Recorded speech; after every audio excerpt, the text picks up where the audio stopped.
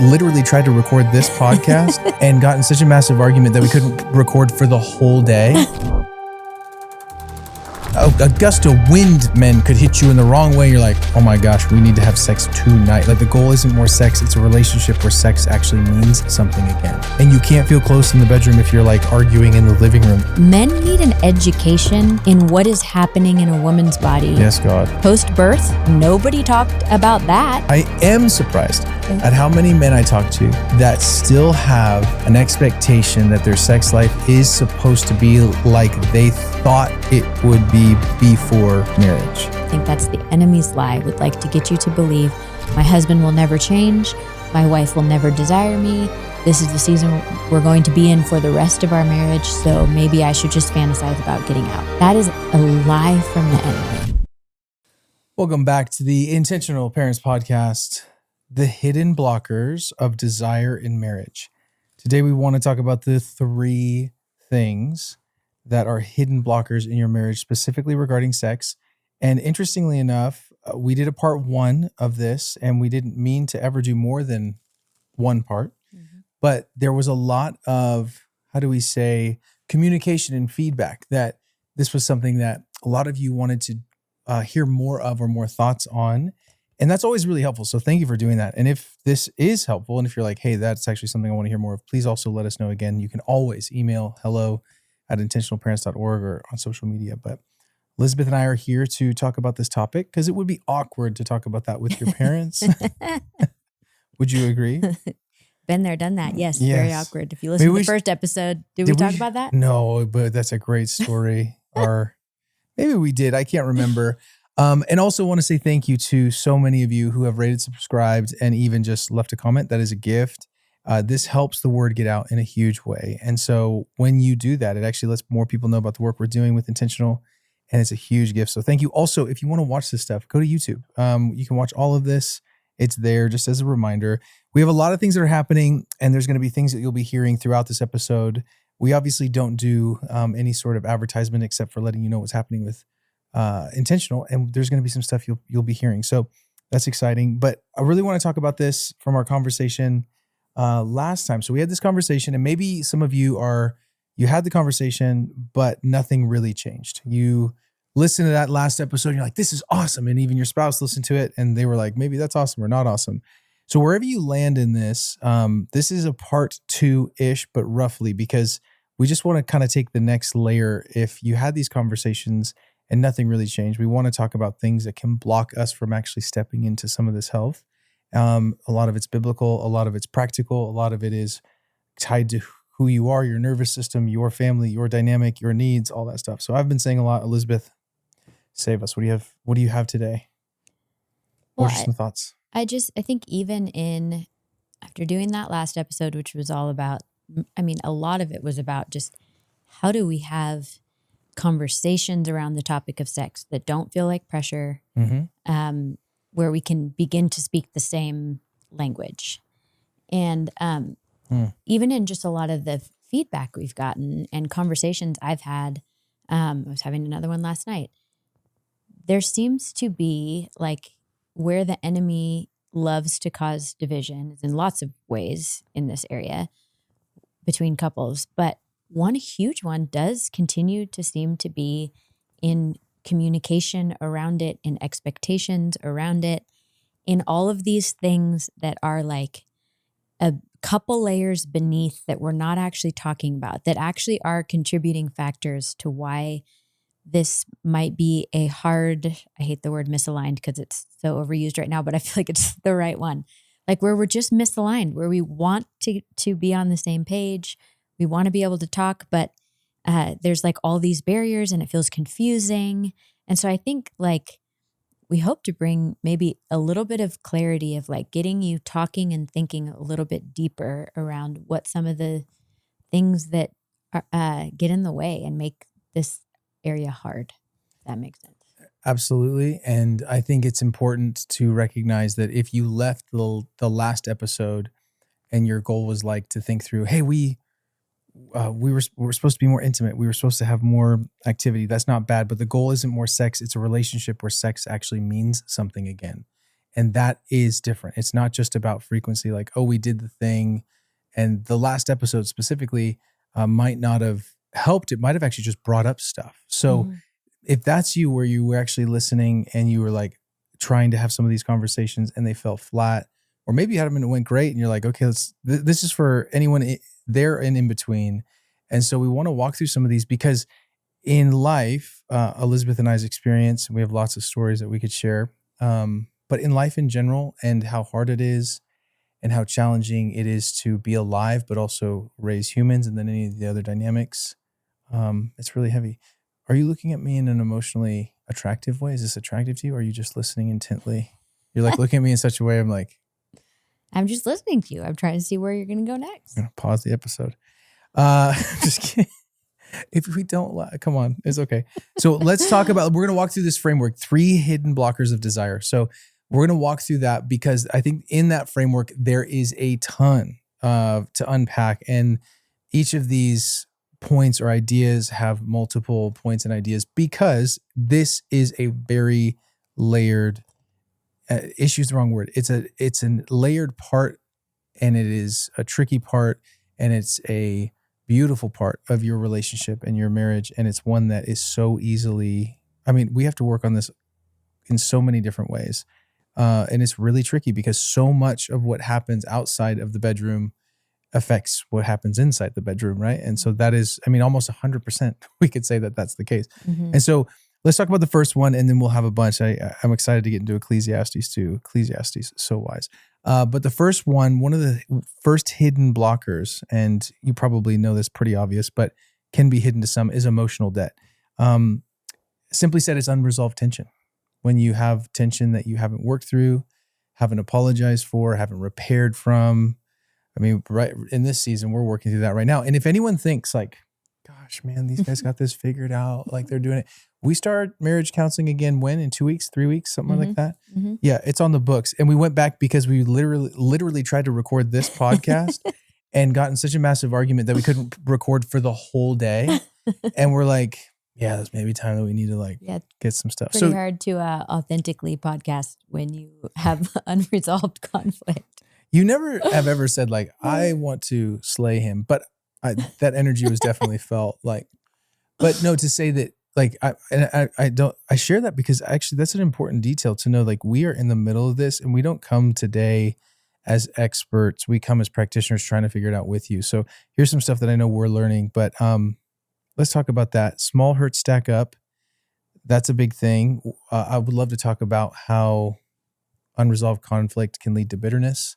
I know I'm not necessarily naturally, although I can be resentful and bitter in unique ways. I know that's maybe more of this isn't revealing too much. But I'm a pro. But I'm not revealing anything you haven't said or wouldn't talk about, but that's more of a propensity towards you, although I do have my own. But let's talk about that. I would say to you, what would you want to encourage any man or woman listening about the idea of emotional debt and specifically bitterness and resentment that build up over time? Yeah. Well, like I said, I am an expert in this. I have a really hard time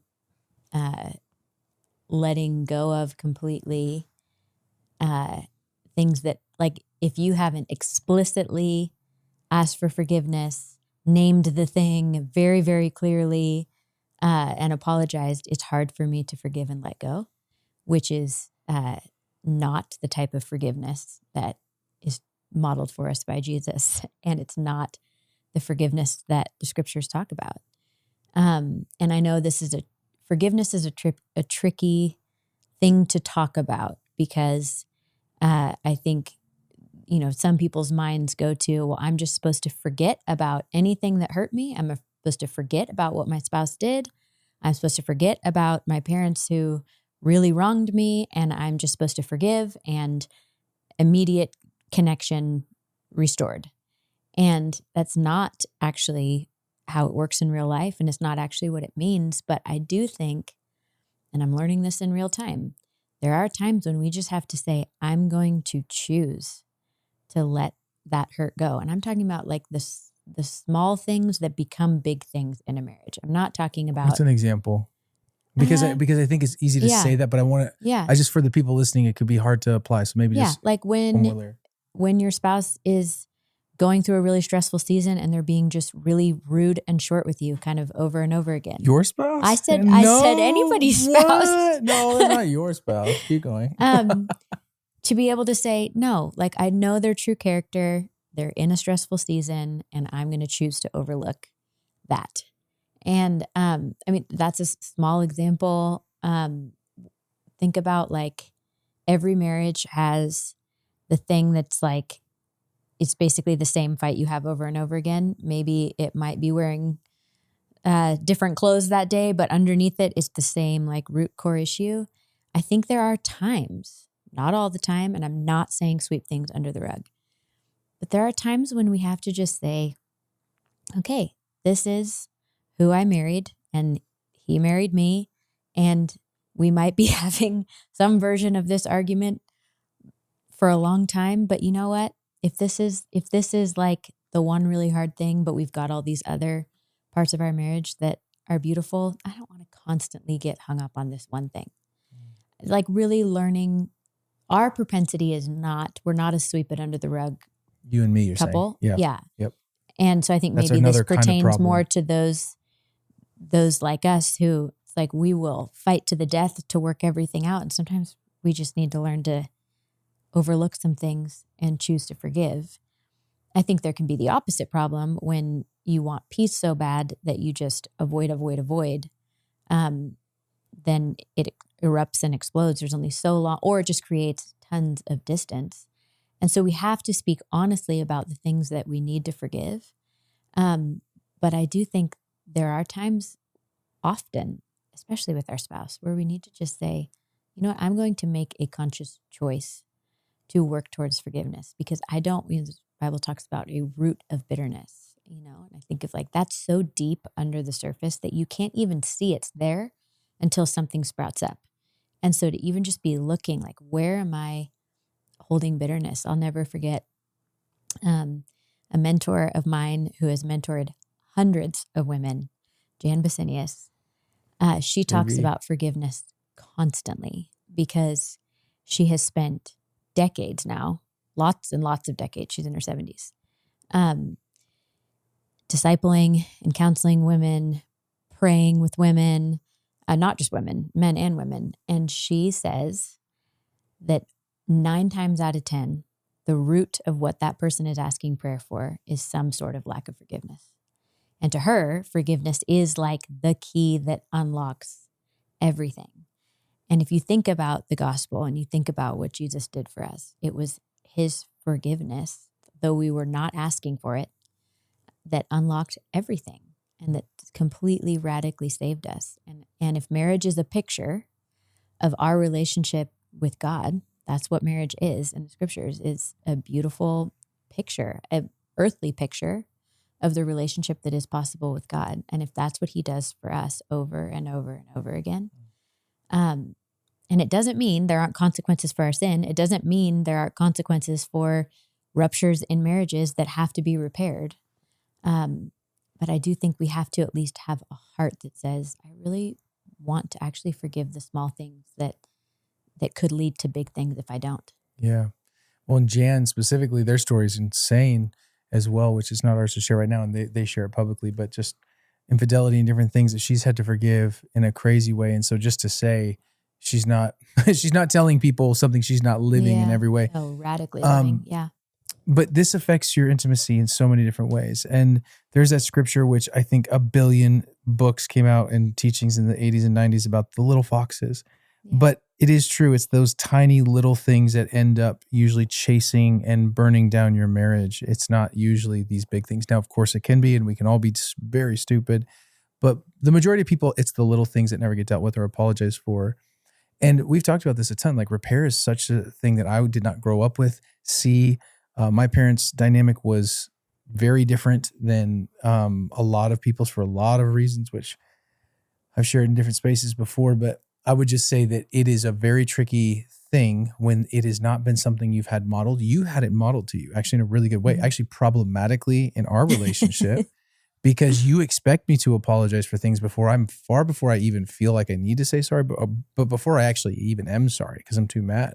And that becomes a problem on another end because you expect justice and I expect like, chill out. It's not even real. So you want me to just give you lip service for this?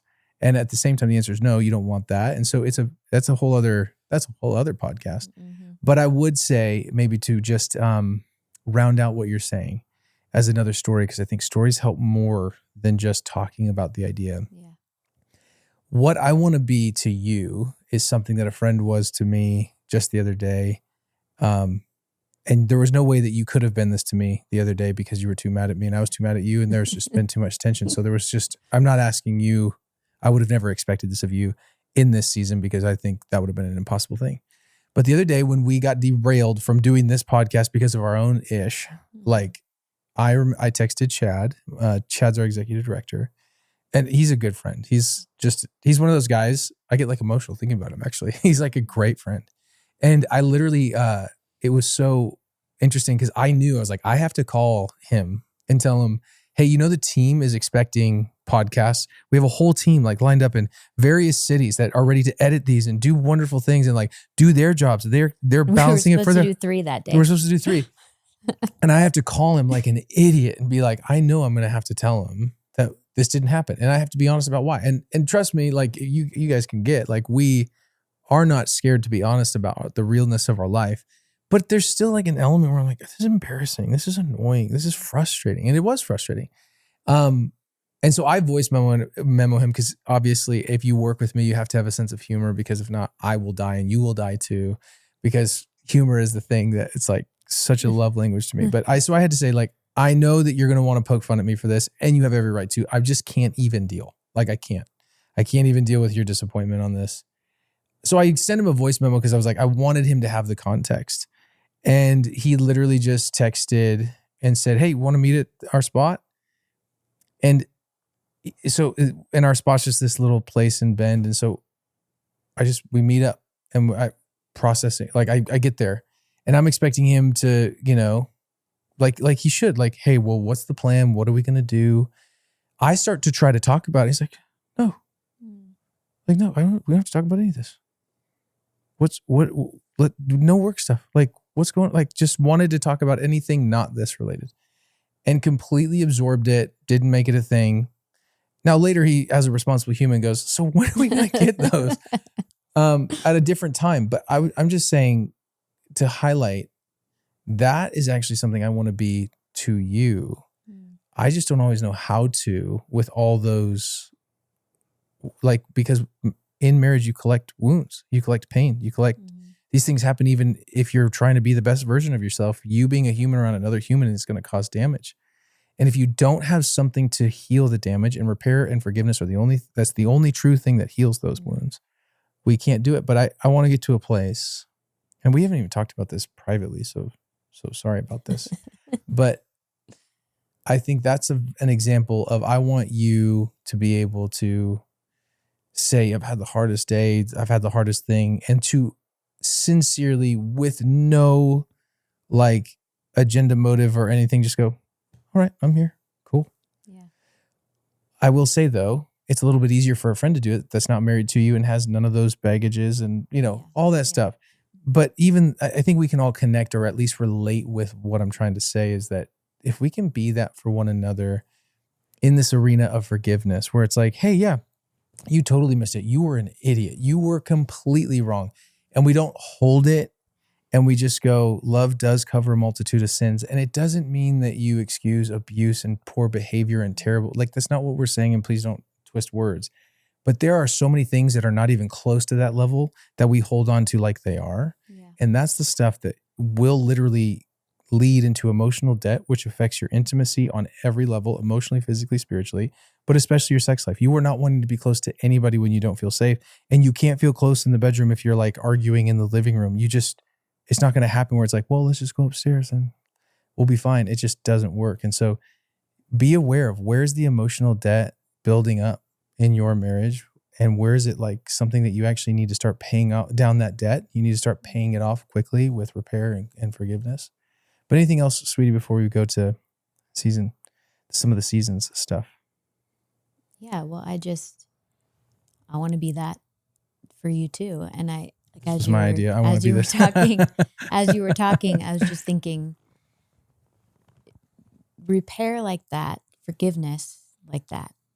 It can't help but lead to closeness and lead to presence, because like you can't authentically repair with somebody without being fully present.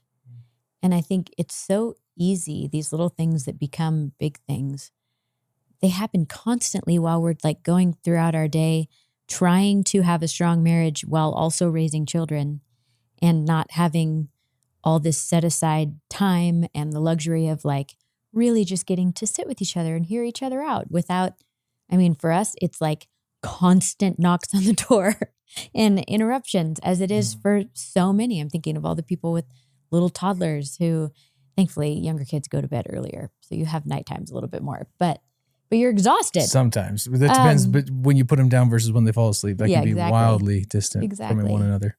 But I also was thinking of, we say often when we get away and it's just the two of us, we actually realize, we're doing great. We like each other. We've removed all stressors, and we remember that we actually really like each other. Conflict is very low when we get away. There's always got to be like one good fight going into it. It's always kind of a relief if it happens before you go on the trip or go away. I'm like traumatized just thinking about it. Keep going. Yeah, keep going. But I know, and so I feel like that for us is always revealing of, okay, we actually are on the same team. We do really like each other. Where we need to continue to put in the work is in the stress of day to day. How do we replicate what it's like for us when we're away and together to our actual everyday? And I know for a lot of couples, it's the opposite. They actually function really well as a team. Their conflict is low. They can run the household. They can manage the kids. And when they get away, it's really, really hard. And there's so much grief attached to that. And I think if that's you and if that's your story, your challenge is the opposite of figuring out the stress in the day-to-day.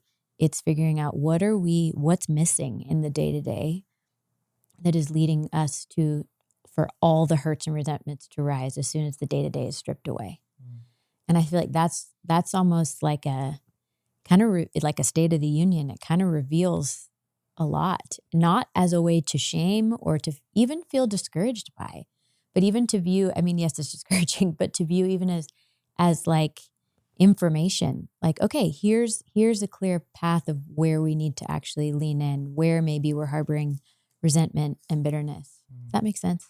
Oh, it totally makes sense. I think that's the wrong word. It does make sense. Or wrong question. Of course it makes sense. I think anybody listening needs to be aware of that. So I would just say begin to identify, where are you guys continuing to build up debt and not just paying off? Paying off looks like forgiveness. It looks like covering a multitude of sin. I do want to get better at being in a place where I can overlook and sincerely overlook, to where I'm not even then giving you a subtle jab or face or body expression, which reads, like, I'm pretty irritated at you. Like, I want to get to that place. Yeah.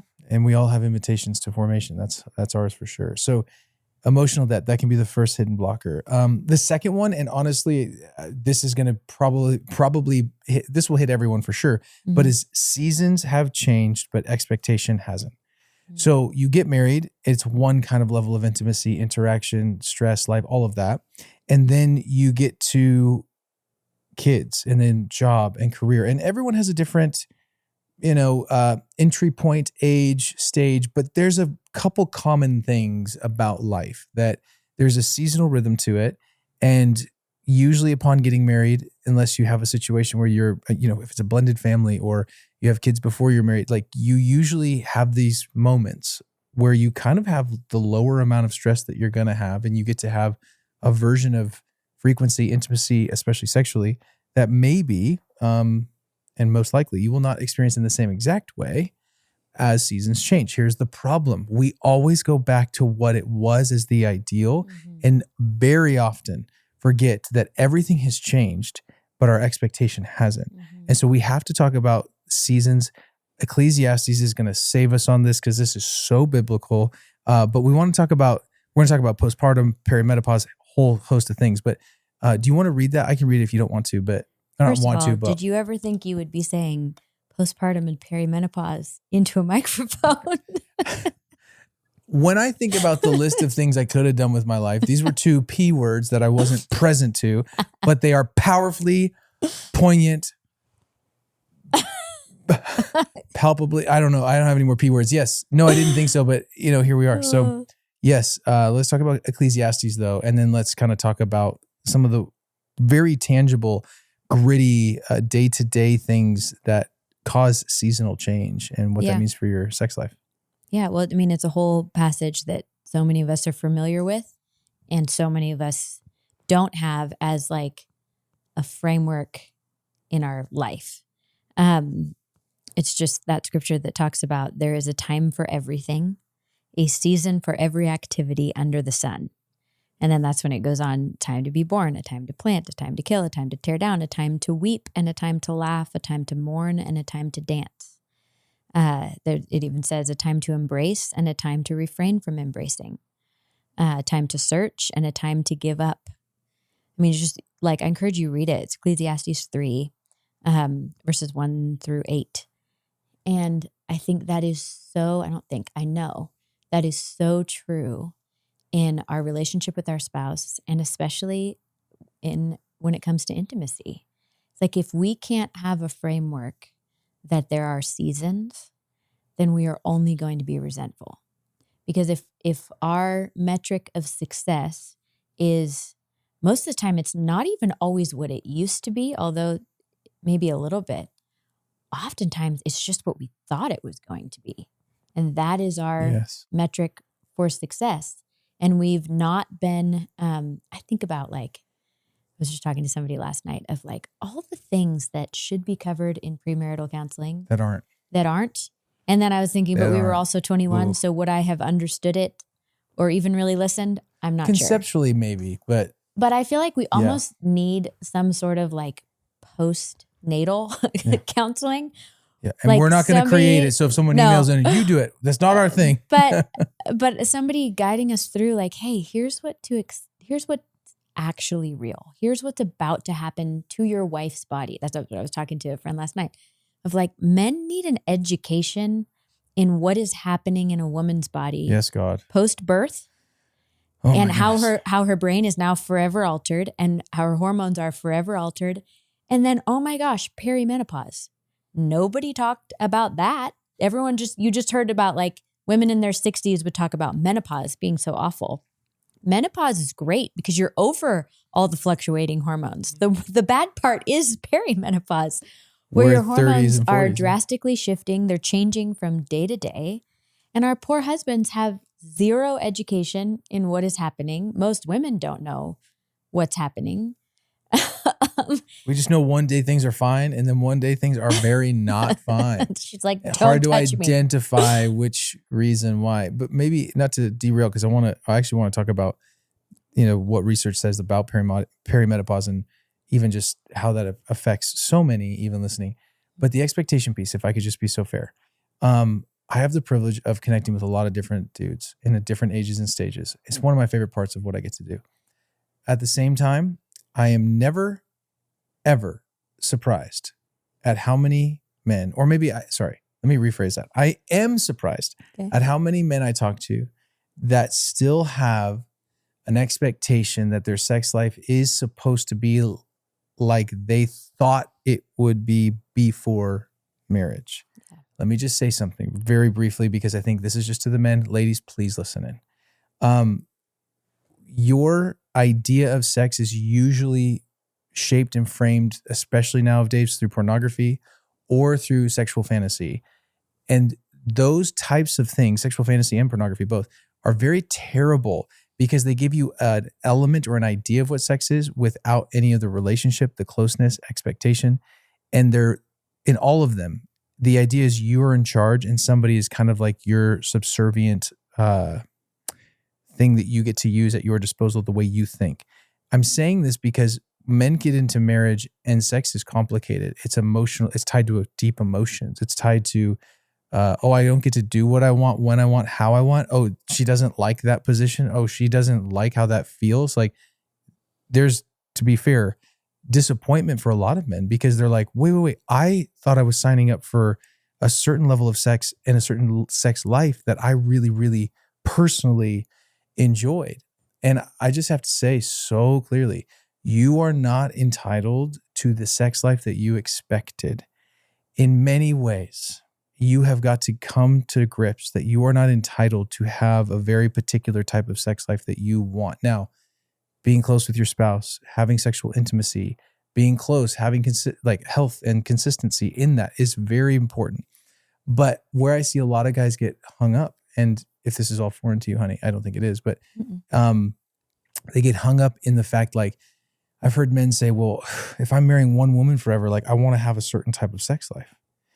And my first thought is like, do you know how many things this side of heaven you have to go, I might not get that this side of heaven.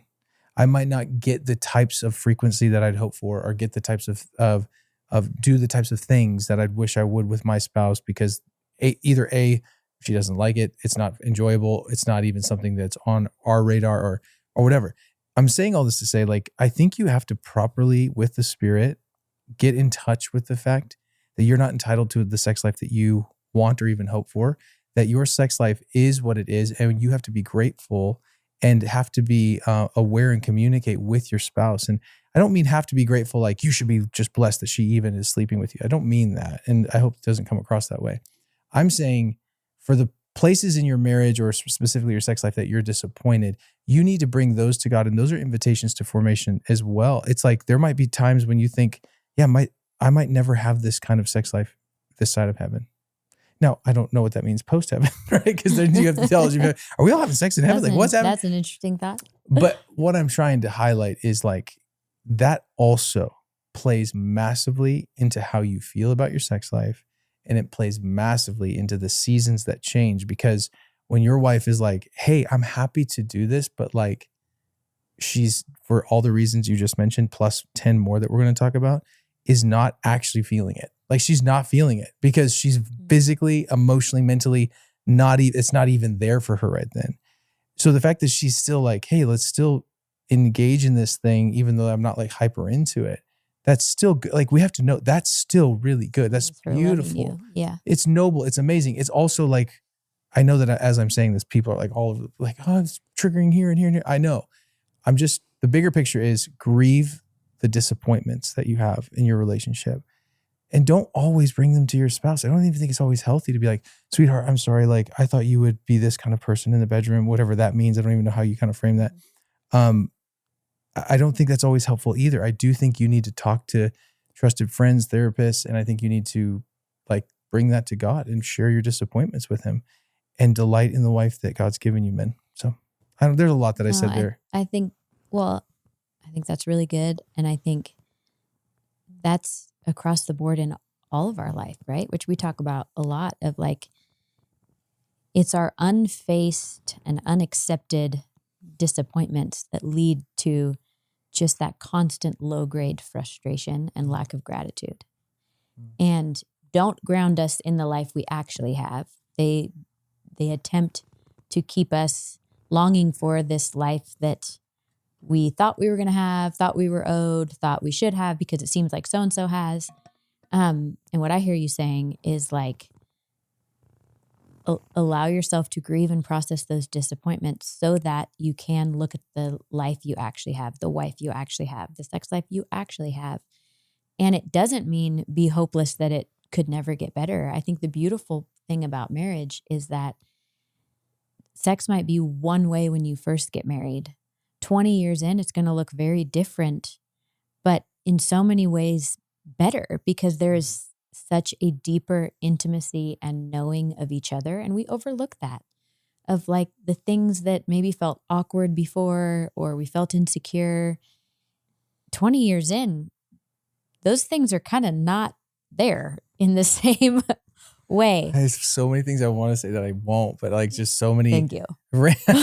So many just very like very natural earthly things that are just so true to the human experience, the marriage experience, that we go, oh, like, oh my gosh, is this what my life is? Or like, anyway, I can't really go into it, but I'm just thinking, you're right. You're absolutely right that there's Yeah. so many things that if you don't just accept certain things for what they are, they become really hard, really hard.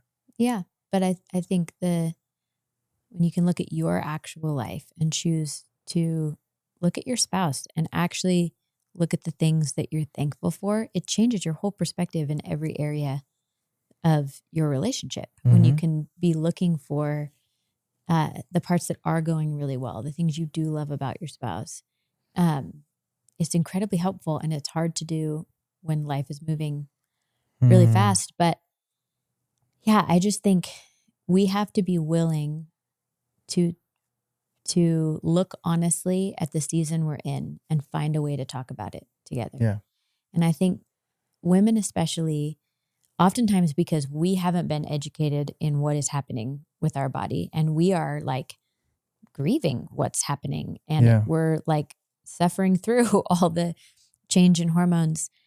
If we're not careful, we can unintentionally miscommunicate our heart towards our spouse. Like, I know it's so easy for you to feel rejection, and I have to reassure you and communicate my lack of desire is purely like physical, for the most part, purely physical, and it's not actually personal.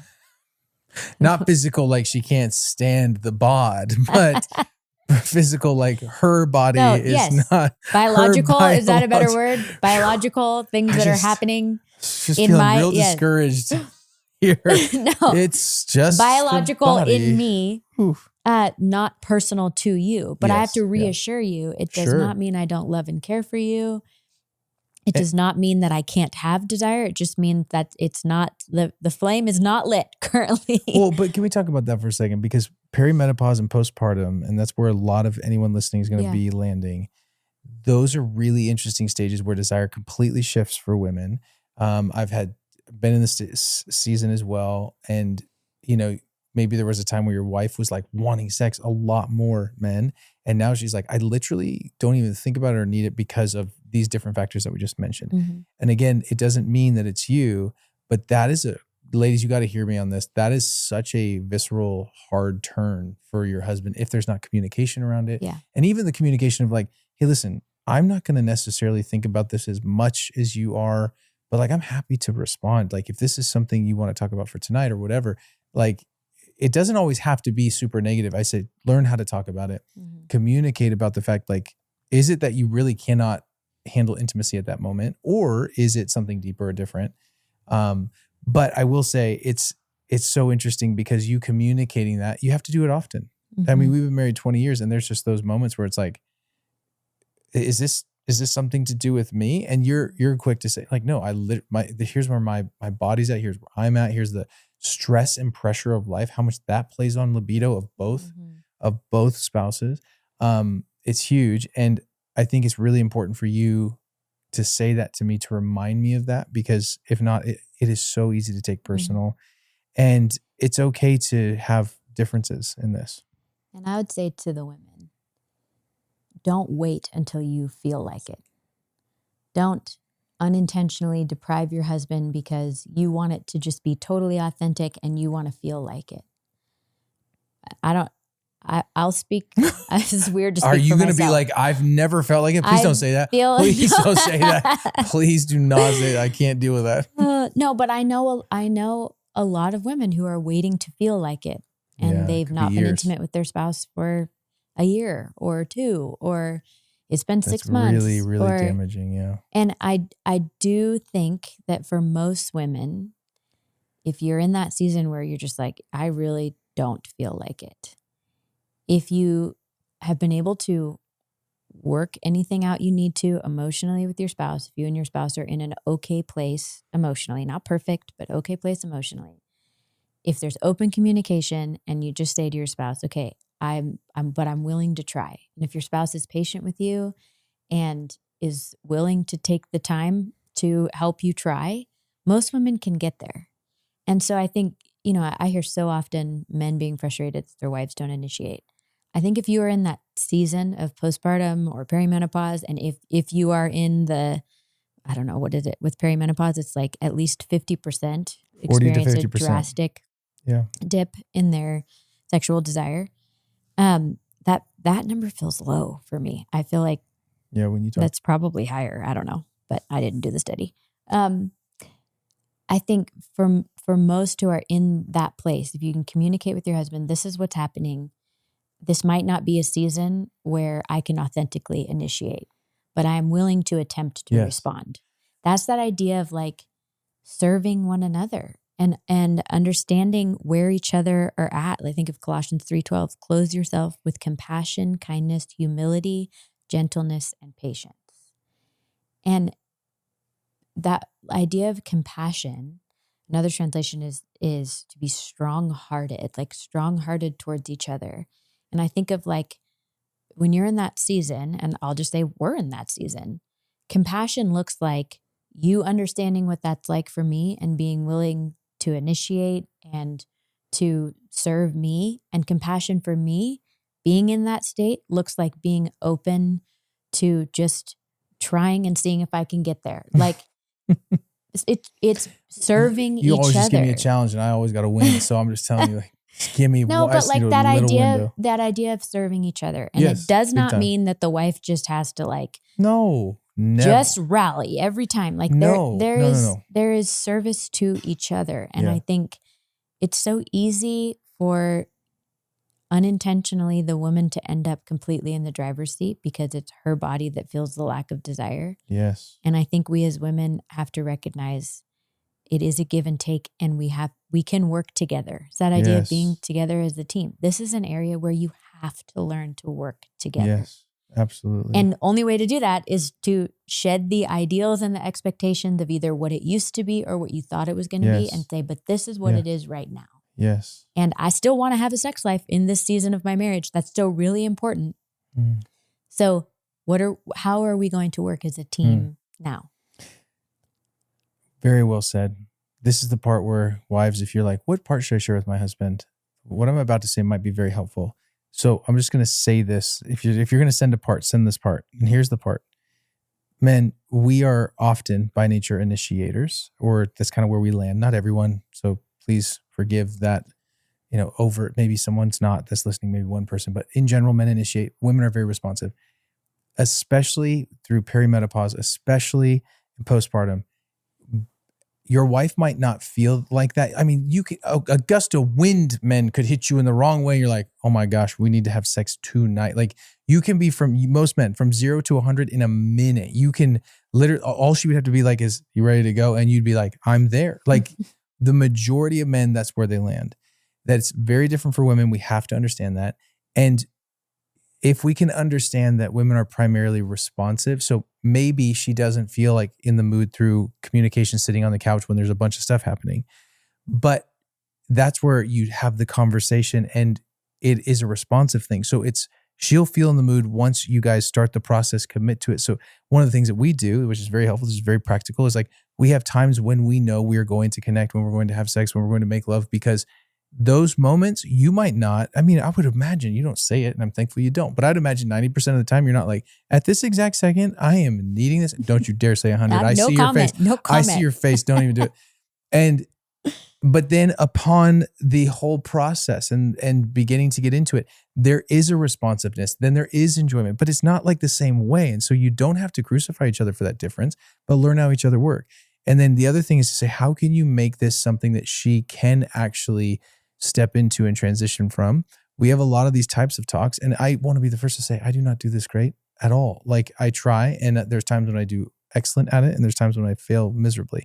But it's coming to you and saying, how can I make this something that feels enjoyable to you or that you could be ready for? So that's like usually cleaning the house, putting the girls to bed, all while she takes a bath, takes time to like recenter and become a human.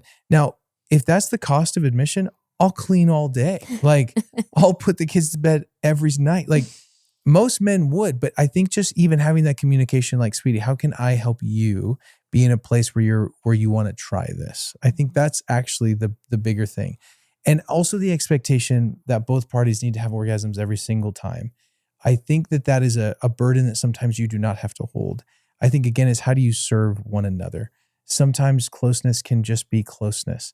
Sometimes it's orgasms, but there's no hard and fast rule to this. And so I think it's just be open to what each other need at that moment and serve, you said it, serve one another. And be aware, postpartum is gnarly. And I think what's hard about that is like it starts usually, especially if you're younger in your marriage and then you have kids, it can just be a derailing detail of like, what in the world happened? And it's so true that if we don't get ahead of that and understanding and talking, even just having needs, especially people that have kids and say they have 3 or 4 kids or 3 kids in the span of 5 years, that is so much change.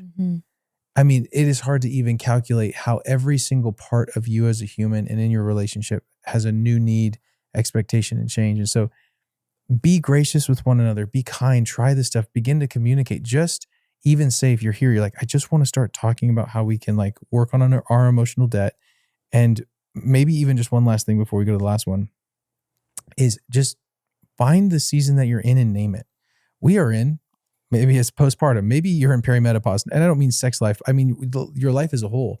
We're in a season, like as an example, we're in a season where we have 2 sets of kids. Now we have 4 kids, but we have 2 that are 14 and almost 17. And we have 2 that are 10 and 8. They're very different seasons, which require very different things. We have a girl with special needs.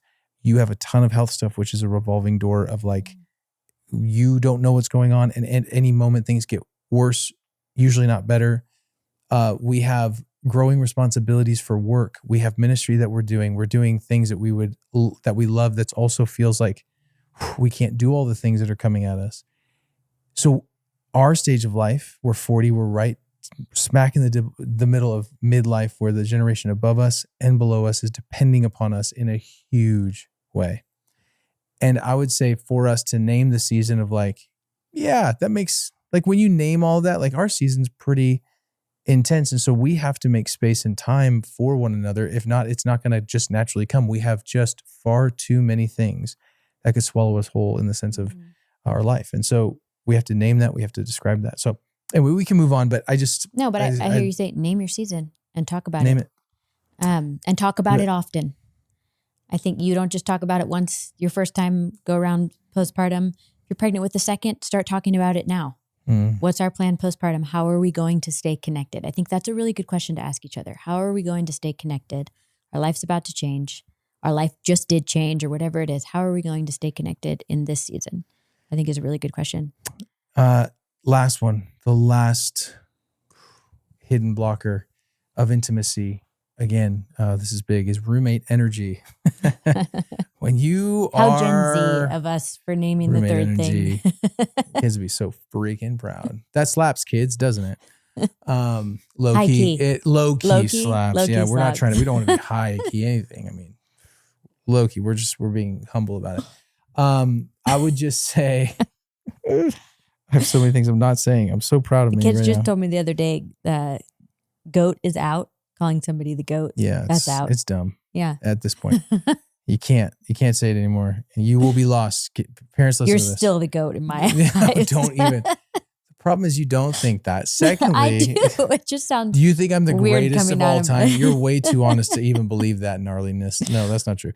Roommate energy. And this is where, I mean, attraction can fade, and your responsibilities replace relationship, replace intimacy, tasks. I mean, tasks become the thing that you talk about, and we are so at fault in this too. And fault is maybe the wrong word, but fall victim to the reality of this nature where you have so many moving parts, and you specifically, Elizabeth, are so detail-oriented, responsibility-based, want to get things done, don't want to drop the ball. So it's hard because there's so many things that are happening and you don't want to miss them. But the hard thing is that I even know for you, and this isn't anything again that you wouldn't say, but you naturally lean towards talking about the things, the logistics, because Totally. there's so many. And to be fair, there is. Yeah. And we're still learning haphazardly. Some things we figured out, some things we haven't, of how do we have a time to talk about all the logistics? Because it's not just, and everybody listening knows this, so I'm just going to name how it feels for you. because it's not just your life and your job and your personal development and what Jesus is doing in you and your formation. It's your marriage, your spouse's development, her stresses, her job, her whatever's going on her. It's all of your kids, however many of those are. It's then, well, how are we volunteering at church? And what about sports? And on and on. But we haven't invested yet. And then what about all the different things for savings plan? And what about scholarship program? And what about vacation? Like the logistics for each of the things named are countless. Mm-hmm. And so it's very easy to slip into where you're just talking about the thing and not talking to each other and not talking with each other. And I think you have to have real boundaries, because if you do not, I mean, it will take over. And when attraction fades, we talk about this. I think it's so funny. How do you say this? Attraction is so multifaceted. Physical, of course, is one. But attraction is attraction to a human as a whole. Physical is probably the most obvious, the most seen one. But I know a lot of people that would be quote unquote attractive by the physicality and just the worst people to be around that you'd never want to be around. And it's all to say that your body's going to change. It's going to fade. I was talking to a friend the other day. He's like, I'm working on keep my body tight. I was like, that's awesome, dude. Cool. Does she care? He's like, no, I don't know. I mean, kind of. And I was like, that's cool. Well, it's going to change eventually. So I hope, don't resent her if she's not like loving how tight your body is. And that's actually probably going to be good when your body can't stay so tight, because there's a reality to that. Like everything, skin changes. Like it's just even how much it sticks to your muscle or not, just like changes. And you're like, what? I've done all the same things. And so this isn't my story, but I'm not sharing anything from my life. But I think attraction changes, and I think it needs to, and I think it's supposed to.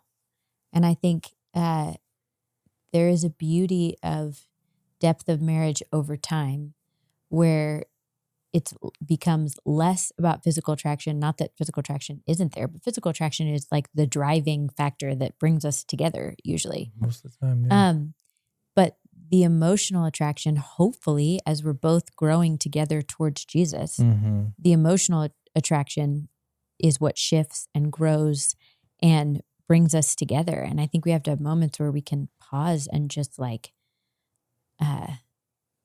be aware of that, of just, and again, I think it comes back to like, and I know it's overdone for a while. Everything became about gratitude, but it kind of needs to. I feel that's like biblical though. That's not that's no. Well, I mean, like even secular, like no, I know no one has the market on that though. Meditations, but I just keep coming back to it because I know that when I sit and I focus on the things I'm actually thankful for, whether it be in you or family or things that are change. happening, it radically shifts my frustration around the things that aren't. And so I think that is like an easy way to draw us out of that like roommate energy. And I think I was thinking about while you were talking about, it's so easy to just talk about all the logistics. I think we've had to learn talking about logistics lower my stress level. They raise yours. Like they are frustrating to you. But if we can't ever talk about them, I'm just super stressed all the time. And I feel like there are so many open tabs in my brain. And so I feel like we've had to work together. I've had to learn, okay, I can't just like hound you with logistics all the time at random times. I have to be like, I need to have a logistics conversation with you. And I need to decide what are my top 5, not all the 15 open tabs in my brain. What are the top 5 that need to be talked about right now? And that's not because I don't want to hear you. And it's not because I don't want to be there for you or help. It's because if I'm not ready to actually receive that, those things are going, my desire will be to do them or to help and to say yes, but I will have no actual mechanics to follow through on those things to actually do the thing you're needing. And therefore it will just cause more stress. So that is actually because I can't just randomly go from everything like family stuff, family talk to like, here's the logistics, here's the calendar, here's that, because I know I can't follow through. And I think that's important for some. It's not, if that's your story too, it's not because your husband is, or if it's reversed, it's not because that person always is like trying to like not help you. It's because you're wired differently. You have to understand how you're wired and you have to communicate that. Yeah. Yeah. I don't have anything else to say about that. Well, roommate energy, let me just say this. Obviously, when that happens, there can be low desire because all of a sudden you're not doing romantic things. You're not dating. You're not talking about being in love. And it's not usually low desire. It's guarded desire in a lot of ways because your desire is being guarded in some ways because you're just kind of operating as almost like friends a lot of the time. So you're like, we haven't talked romantically for a while. I haven't even touched her for a while. She hasn't even touched me. She's like, touched my hand and like turned me on like crazy. But I can't, like that's another, and there's a lot of marriage advice going around, but one that I think is very true and just a very easy thing that you can start today is just as much as you can, when it makes sense, just be touching your spouse. Obviously, consent. Let's hold hands now. Can't quite reach you across the couch. Yeah, it's a long couch. No, but I mean, like, this is cuddling in bed. This is like hugging before you leave. This is it goes so much further. It destroys roommate energy when, that's a big part of it. And roommates, often they're wearing sweatpants. Hug a spouse with sweatpants. I mean, there's a lot that happens there, right? Just meaning there's a lot like physical touch, even if it's non-sexual, it is a big deal. It very much helps continue to keep us. And there's so much science behind that and all that, but let's give them a couple things, but say what you're going to say. The only thing I was thinking of is you were saying roommate energy. I was thinking, this is so cheesy. But we need more like teammate energy. You think of team sports, okay? I'm not a sports person, so this is going to break down really fast. But you think of like a basketball team. If you're angry and resentful of another player on the team, I don't even know the positions, and I love this about you. You're angry and resentful, so you're like, I'm not going to throw the ball to that person. Well, you've just completely weakened your team because you're not working together. And I think, and this doesn't sound romantic, but our spouse is our absolute most essential, best teammate when we're working well together. We play different positions on the team. We have different roles, but we're both working towards the same end. And especially in parenting and in your marriage, you have to be working together as a team, which means you have to make sure that you are taking care of the little foxes that will ruin the vineyard, like Solomon talks about. Like, we have to be working towards not just like, oh, I need to feel towards my spouse like I felt when we first met. The reality is that's going to shift and change and actually become so much deeper, but it's going to look very different. But there's a reason that you met and fell in love. There's a reason that you were drawn to each other. Usually it's because you had different strengths. I mean, there are some couples who are just extremely similar across the board, but most of the time we have opposite strengths and giftings. And when we can really learn to work together as a team in that, then we stay so close. I'll never forget when we were in the hospital with Birdie. I probably shared this story on the podcast before, but there was a woman it was when Birdie first got diagnosed and our whole life was turned upside down. And this woman we know and love and respect, who has a severely disabled daughter, wrote me this letter in the hospital. And one of the things she just kind of wrote in it what you can expect, the beautiful gifts you can expect that are going to come from being entrusted with that level of suffering, was essentially the framework of her letter. And I'll never forget this little line she put in it. It was about what you can expect to happen in your marriage. And she said, your spouse is going to be the only other person on the planet, aside from God, who knows exactly what this is like and knows what you're going through. And so she was basically saying this can be a great gift to your marriage because your spouse is the only other one who truly gets it and sees all the day to day. I think that is true whether it's you are a special needs parent or you are just a parent this side of heaven raising kids. Your spouse is your greatest teammate. And it is so easy to be angry and be at odds with each other. But when we can lean in and just say, this is the teammate I've chosen forever, and we want to have a really strong team. We want our family to be a really strong team. So how can we actually work together and play up each other's strengths and not just get hung up always on each other's weaknesses, but like actually help serve each other, will go really, really far. Teammate energy. Mm-hmm. So these are 3 hidden blockers. Well said, by the way. 3 hidden blockers to intimacy and closeness in your sex life. Again, part 2 of what we were talking about. 3 quick practical rhythms to just try. Now, I want to say there's a lot of good resources in the world on marriage, especially in the Christian space. And we love a lot of them. I will say this, though. These are going to feel very basic. If they do, and you haven't tried them yet, then I would say your first step is to try them. Mm-hmm. We don't want to give you another task. As we mentioned, life is crazy.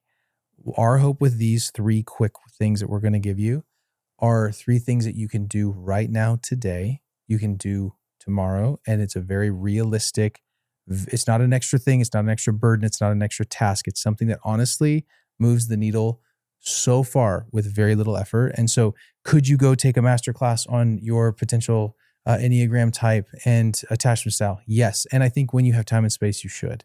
But not everyone has the luxury or even desire to do that. And so we just want to give you a couple basics. Does that sound fair, Yeah. Elizabeth? Yeah. Okay. So the first thing that we're going to call this the 10-minute state of us. This is you connecting. It's asking 2 questions. Try to do this 3 times a week minimum. If you can hit every day, awesome. 2 questions. They'll be in the show notes, but you can write them down here. First question is, and you're both going to ask each other these questions. First question, how can I show up for you today or tomorrow? Like, how can I show up for you today? Is this the morning or night? How can I show up for you? And then what is one thing that I can do that will make you feel loved today by me? One thing. Now, of course, you might get in an argument by even talking about this because you never loved me well. Like there could be a whole host of things, but I just encourage you, get to a place. How can I show up for you today or tomorrow? What's one thing? What's one thing that I can do to make you feel loved? Because just because I think I'm doing something that makes you feel loved doesn't mean you feel loved by that, and vice versa. Mm-hmm. And so let the other person name it. That's important. The 10-minute state of us. Any thoughts on that before we go to number 2? No, I just think it's incredibly helpful. And I think there's a reason we worded that so specifically, one thing. Because like you said, it's so easy to be like, you never, and make these big statements.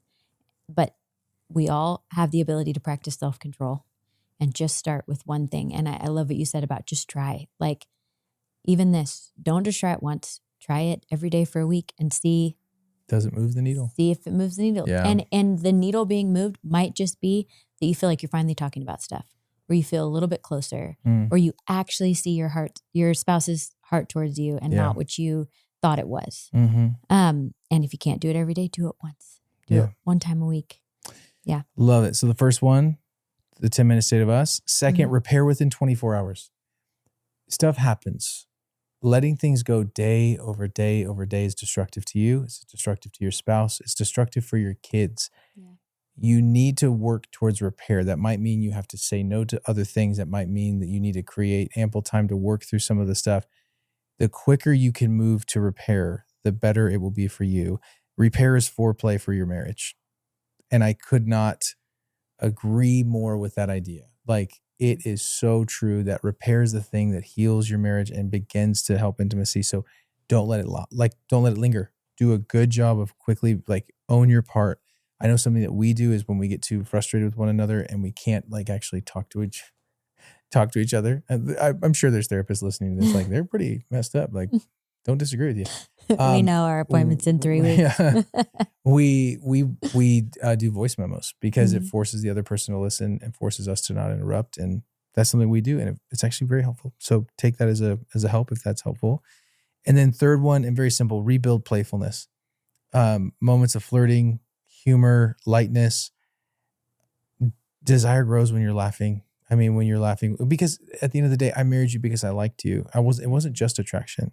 I married you because I liked you and I liked who you are and I liked who you were. I like who you are now. And so I think those things are important. I mean, life is hard though. The grind of life is really hard. And I don't always love, if I'm being totally honest, I do not love even having these conversations for others to listen into sometimes because, and obviously we had the choice to have this conversation or not. No one's forcing us to do this.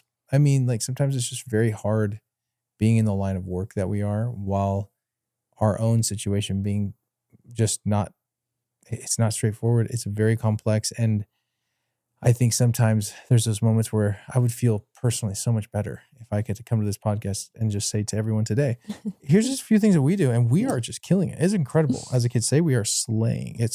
But we're not. Like, we're working within this. We need to do all three of these and are going to do them. And so identify, pray through, pray together. I mean, there are so many things that are very small and take almost no time that actually begin to, in a very hidden way, build up your marriage and build up health. And so if you heard the first episode and were discouraged and were like, things aren't changing the way I'd hoped, begin to identify what are these hidden blockers to sexual intimacy in general, but sexual intimacy especially, and go through them. I mean, because seasons change, there's emotional debt.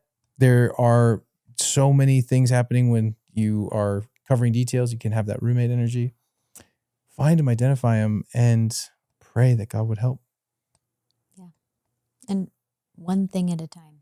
I think it's easy to just make blanket statements over this area of our marriage is not going well, or and I think we have to start somewhere. And so start in one of these areas, start with one of these conversations, start with one, I'm sorry. I just had to do it with you yesterday. I read a teaching you're about to do at the Motherhood Retreat, which is amazing and thoroughly convicted me and is going to convict all the women. I just wrote it to convict listening. you. Yeah, well. I'm just kidding. No, but you had sent it to me to give feedback, and I was voice memoing you my feedback. And before I could even give you feedback, I had to apologize to you for not doing the things that you were about to teach. And I meant that authentically. Like, I've not been the version of myself I want to be towards you in this season of crazy uptick in pain. And you've been so gracious and compassionate towards me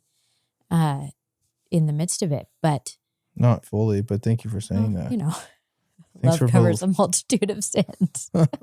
I mean, if we're being real, like I've not been batting 1,000, but I've been trying in some ways. I haven't hit them all. But I know your heart towards me, and I know who you want to be towards me, and I know you know my heart towards you and who I want to be towards you. And there are some seasons where it's harder, and I think way harder. I remember for anybody listening who's in a season, or maybe has been in a whole marriage like we're talking about, where there's all these added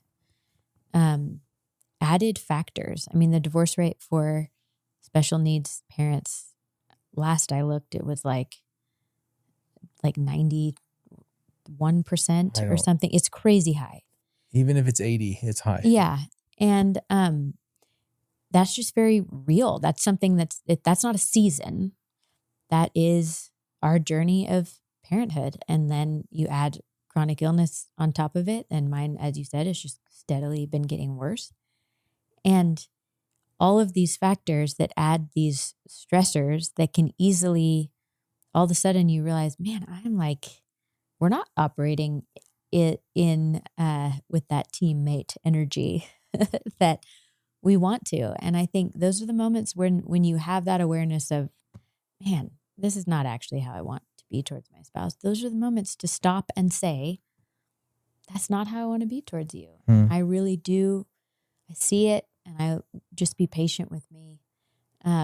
Which back to that Colossians verse, be compassionate, tenderhearted. That's who we actually want to be towards each other. And that is long suffering with people. That is with your spouse. It's like being willing to be in it for the long haul in all of the different seasons, while also having a ton of hope that you're not stuck in your current season forever and ever. I think that's the enemy's lie, would like to get you to believe my husband will never change. My wife will never desire me. This is the season we're going to be in for the rest of our marriage. So maybe I should just fantasize about getting out. That is a lie from the enemy. And I think we just have to hold out hope that as we continue to do the work, as we continue to ask Jesus to come into all the different broken parts of our marriage, because every marriage has broken parts. Yeah.